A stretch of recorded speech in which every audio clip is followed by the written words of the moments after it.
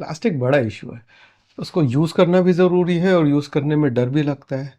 कौन है जो हमको बता पाएगा कि बिना डरे और सेफली प्लास्टिक कैसे यूज़ किया जा सकता है? मैं हूं ना।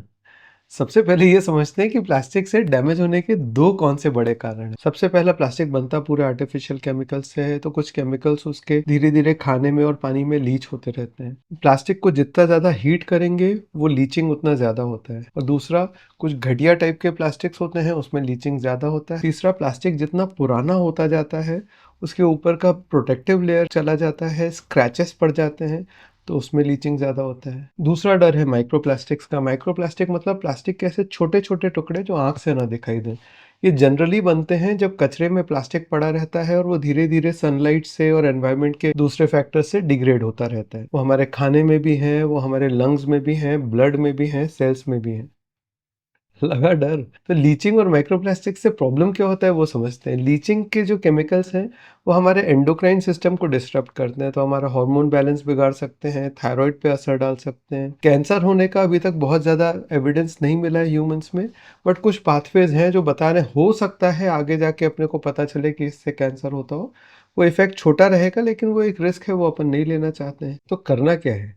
सबसे पहले तो अपने को ये समझ में आया कि प्लास्टिक, हीट और फूड, ये तीन चीज़ों का कॉम्बिनेशन हमारे लिए खराब है। और माइक्रोवेव सेफ प्लास्टिक्स, उसका मतलब होता है कि वो प्लास्टिक जो है वो माइक्रोवेव के अंदर मेल्ट नहीं होगा। ज़्यादातर हमको ग्लास और सिरेमिक यूज़ करना चाहिए। ये ठंडी हो गई है, इसको वीडियो बनाने के बाद मैं माइक्रोवेव में ही गर्म करूंगा। ओवरहेड टैंक्स तो गर्म होते रहते हैं ना, वो जनरली बहुत स्टेबल टाइप के प्लास्टिक से बने होते हैं और 30 40 50 डिग्री तक वो केमिकल्स लीच करना नहीं चालू करते हैं। और जो नहाने का गर्म पानी प्लास्टिक की बाल्टी में होता है वो, तो वो नहाने का होता है, उसको पीना नहीं है। अगर आप बाल्टी में से पानी पी रहे हैं तो आपकी लाइफ में प्लास्टिक से बड़ी कुछ प्रॉब्लम्स हैं। और वो बच्चों के दूध पीने की प्लास्टिक बॉटल, वो जनरली बीपीए फ्री टाइप के रिलेटिवली सेफ प्लास्टिक से बनी होती है। आपको अगर और सेफ होना है तो स्टील या ग्लास की बॉटल यूज़ करें, और उसका जो निपल है वो सिलिकॉन का होना चाहिए। सिलिकॉन, वो बेकिंग के लिए बना हुआ है। गुड क्वालिटी सिलिकॉन में अगर आप बेकिंग कर रहे हैं, बहुत ज़्यादा टेम्परेचर नहीं रख रहे हैं, तो वो जनरली सेफ होता है। बट माइक्रोप्लास्टिक तो हर जगह, उससे कैसे बचें? करीब 50% माइक्रोप्लास्टिक जो हमारी बॉडी में जाता है वो पीने के पानी से जाता है।